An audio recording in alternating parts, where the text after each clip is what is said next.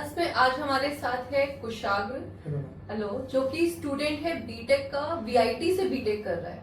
तो जो आज बच्चे स्टूडेंट्स फेस करते हैं प्रॉब्लम्स, उसके चलते हमने कुशाग्र को बुलाया है कि वो खुद ही आपसे सारी बातें बताए कि क्या प्रॉब्लम्स होती हैं, नहीं होती हैं, और हमें कैसे अपने करियर को चूज करने में क्या क्या चीजें देखनी पड़ती हैं और हमें कैसे सॉर्ट आउट कर सकते हैं। हाय कुशाग्र। Hello ma'am. तो आप बताएं कि कैसे आपने चीजें स्ट्रीम ली, कैसे क्या किया, सारे टिप्स। तो मैम फर्स्ट ऑफ ऑल मतलब क्या था कि जनरली जब आप स्ट्रीम डिसाइड करते हो तो ऐसा होता है कि 10th के बाद यू हैव 3 ऑप्शन, या तो कॉमर्स ले, या तो साइंस ले, या तो अपने आर्ट्स। तो बेसिकली बच्चों में ऐसा होता है कि या तो आपके फैमिली बैकग्राउंड में कोई शुरू से चीज चलती आ रही है, जिसका जैसे बहुत घरों में ऐसा होता है कि सब लोग का बैकग्राउंड कॉमर्स है, तो बच्चे का बचपन से जो भी अपब्रिंगिंग होती है वो उसी के अराउंड होती है, तो उसके दिमाग में वही रहता है कि मुझे भी यही करना है, जैसे मुझे भी सीए ही बनना है। तो ऐसे में क्या बच्चे ये करते हैं कि उसी फील्ड में जाते हैं क्योंकि उनका फिक्स होता है। अब जैसे मैं, मेरा प्रॉब्लम ये था कि मेरे घर में हर बैकग्राउंड से लोग हैं, तो मेरा कोई एक इंक्लिनेशन नहीं था इंटरेस्ट का, मेरे को था कि मुझे हाँ कुछ भी कर सकता हूँ। तो ऐसे में मेरे को था कंफ्यूजन कि मैं 10th के बाद क्या लूँ, बट मुझे ये था कि मुझे बायो में नहीं जाना है। सो हमने ये डिसाइड किया कि साइंस लेते हैं, क्योंकि उससे क्या आपके पास ऑप्शंस और खुल जाते हैं। एक बार ऑप्शंस खुल गए तो फिर फ्यूचर में अब मेरा जहाँ भी मन करेगा मैं वहाँ शिफ्ट कर सकता हूँ। तो ऐसे मैंने 10th में ले ली साइंस, एंड उसके बाद तो कोविड ही आ गया था। अच्छा। तो 11th 12th ऑनलाइन हुआ, 12th के बोर्ड एग्जाम्स ऑफलाइन हुए, एंड उसके बाद ये था कि एंट्रेंस एग्जामिनेशंस की तैयारी ड्यूरिंग कोविड ही करनी थी।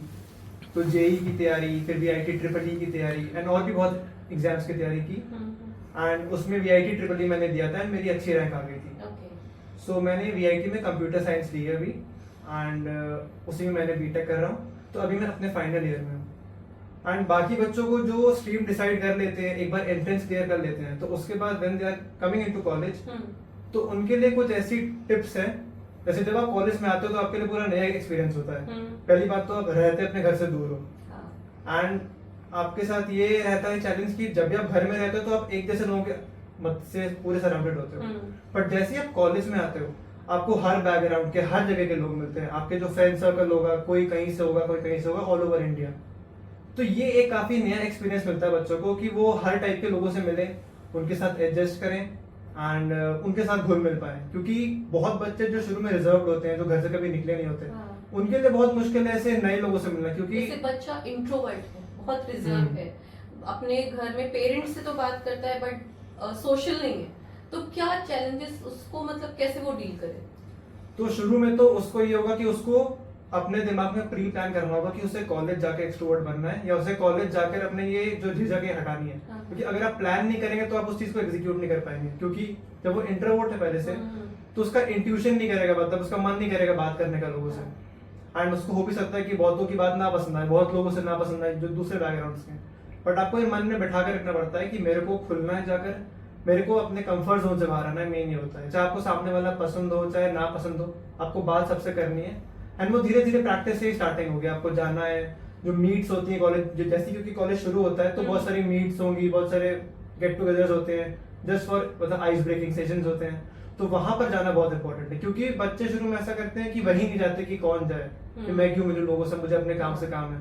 बट वो आइडियोलॉजी बहुत गलत है। आपको नेटवर्किंग और कनेक्शन बनाना बहुत जरूरी है कॉलेज में। ओके। तो जैसे 11th में आप आए, आपने पीसीएम ले लिया, फिर बहुत सारे आपके कंफ्यूजन्स रहते हैं, मिथ रहते हैं, हम ये कोचिंग कर लें, हम ये कर लें, हम पीडब्ल्यू कर लें, या हम डमी कर लें। तो ऐसे आप क्या सजेस्ट करते हो कि बच्चे को अगर जेई करना है या कोई भी स्ट्रीम के लिए कुछ भी प्रिपरेशंस करनी है, तो क्या लगता है, डमी करना चाहिए, नहीं करना चाहिए, या कोचिंग्स, या आप कैसे प्रिपरेशंस में कैसे फोकस करते हैं? तो इसके लिए मैं, मतलब मेरे पर्सनल ओपिनियन में मैं सजेस्ट करूंगा कि डमी उतना मतलब बेनिफिशियल नहीं हो सकता, क्योंकि स्कूल जाना और एक इंटरेक्टिव सेशन, मतलब एक लोगों से इंटरेक्ट करना बहुत जरूरी है। तो डमी में आप थोड़ा क्या मतलब हट जाते हो बाकी दुनिया से, तो आपको सिर्फ अपना वो रहता है। एंड प्रिपरेशंस की बात है वहां तक, तो ये कि हाँ आपको काफी फोकस रहना पड़ता है, काफी हार्डवर्क है। क्योंकि बीच बीच में आप, ऐसा होता है कि आप डिस्ट्रैक्ट होकर कहीं और निकल जाते हो, गो विद द फ्लो में आप कहीं और चले जाते हो। बट ये दिमाग में रखना है कि मेरा क्या मेन एम है। एंड हर दिन को, क्योंकि आप बहुत ज्यादा इसमें बच्चे क्या करते हैं लॉन्ग टर्म सोचते हैं कि अभी तो हमने स्टार्ट किया है, अभी तो इतना सिलेबस है, उस सिलेबस पे भी इतना एडवांस पढ़ना है, फिर उससे क्वेश्चन होने चाहिए, वो पूरा बर्डन लेते हैं। बट उससे आपका पूरा मोरल डाउन हो जाता है। तो बेसिक टिप ये मैं ये दूंगा कि हमको थोड़ा ऐसा सोचना चाहिए कि हाँ बस एक दिन है, इस दिन में हमने ये प्लान किया है एंड हमें ये उस दिन करना है। बाकी फ्यूचर का सोच के बच्चे मुझसे डर जाते हैं कि भाई इतना ज्यादा करना है, हम कैसे करेंगे। तो मेरा तो यही टिप है और मैंने भी यही फॉलो किया था कि मैं एक दिन को लूँ, छोटे छोटे स्टेप्स लूँ कि मुझे ये 3 टास्क करनी है या ये 3 चीज पढ़नी है, तो वो मैं एग्जीक्यूट करूँ। फिर वो जब मैं रोज करने लगूंगा वो एक हैबिट बन जाएगा, फिर मेरे वीक्स प्लान होते रहेंगे ऐसे, एंड ऐसे करते करते वो धीरे धीरे जर्नी आगे बढ़ती रहेगी। क्योंकि इसमें मेजरली यही रहता है कि बच्चा इतना बड़ा सिलेबस देख के बहुत डर जाता है। तो कुशाल, जैसे कि आपका लास्ट ईयर आ गया है, तो ये 3 इयर्स आपने स्ट्रेटजी अपनाई? क्योंकि मैंने बहुत सारे पेरेंट्स सुना है कि फर्स्ट ईयर के बाद बच्चे ने पहले तो स्कॉलरशिप लिया था, देन वो बोर हो गया, फिर या फिर इतने परसेंटेज फर्स्ट ईयर में आए, देन सेकंड ईयर में डाउन हो गए, देन थर्ड ईयर में और डाउन हो गए, या कुछ भी ऐसा जो एक मुझे लगता है एक मोनोटोनस सा बच्चे बना लेते हैं अपने आसपास, कुछ ऐसा, उसके लिए क्या होना चाहिए?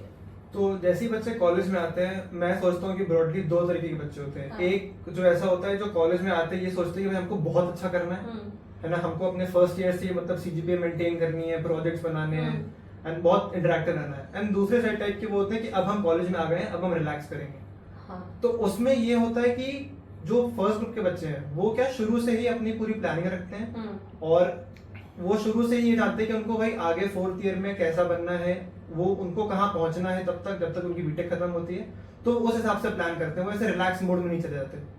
एंड जो दूसरे टाइप के होते हैं वो एकदम ही रिलैक्स हो जाते हैं, क्योंकि 11th-12th दे के आ रहे होते हैं, एकदम स्ट्रेसफुल हो रहता है, एजुकेशन का इतना वो प्रेशर है। एंड कॉलेज में आते हैं उनको फ्रीडम मिलती है क्योंकि हॉस्टल में कोई टोकने वाला नहीं है एंड आपके तरफ बच्चे ही बच्चे, आपके दोस्त ही दोस्त, आप दोस्तों के साथ रह रहे हो।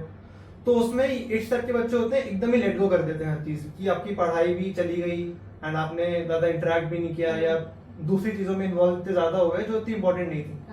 तो ऐसे में मैं कहूंगा कि बैलेंस बनाना चाहिए, क्योंकि मतलब 11th-12th स्ट्रेसफुल तो होता है, आपको थोड़ा रिलैक्स तो करना चाहिए कॉलेज में, क्योंकि कॉलेज में 3rd ईयर के बाद से आप देखो तो आपके पास टाइम ही नहीं है एंजॉय करने का। तो कॉलेज एंजॉयमेंट आपके लिए जो मेन है वो 1st एंड 2nd ईयर में ही होता है and you should do that, क्योंकि वो एक अलग एक्सपीरियंस है जो आपको कहीं मिलता नहीं है, ना स्कूल में मिला है ना उसके बाद मिलेगा। तो ये है कि आपको प्लान करना है अपनी पूरी चीजें कि आपको क्या करना है, एंजॉय भी करना है साथ में एंड प्रिपेयर, मतलब आपकी पूरी प्रिपरेशन चलती रहनी चाहिए कि आपको भाई कैसे मार्क्स चाहिए, आपको उसके लिए क्या क्या करना है, you have to be aware. And इन्हीं चीजों को और अच्छा करने के लिए आपको कनेक्शन बनाने चाहिए। अब अपने सीनियर से बात करेंगे तो आपको टिप्स देंगे कि ऐसे करो, तुम इसको ऐसे पढ़ाई कर सकते हो, तुम्हें अगर क्लब्स में एनरोल करना है, तुम्हें कोई इवेंट में पार्टिसिपेट करना है तो उसको ऐसे बैलेंस कर सकते हो। तो वो मेरे हिसाब से बच्चे के दिमाग में ऑलरेडी होना चाहिए कि उसे किस मोमेंटम में कॉलेज में जाना है एंड कैसे तैयारी करनी है। Okay, thank you so much Kushal, बहुत ही अच्छा सेशन आपके साथ रहा, बिकॉज जो आज की डेट में बच्चे बहुत सारी चीजों में इधर उधर भटकते हैं, मिथ्स पे जाते हैं, तो उसके लिए मुझे लगता है कि आप जैसे बच्चे अगर इस तरह से उनको गाइड करेंगे तो बहुत ही अच्छा रहेगा। Thank you so much.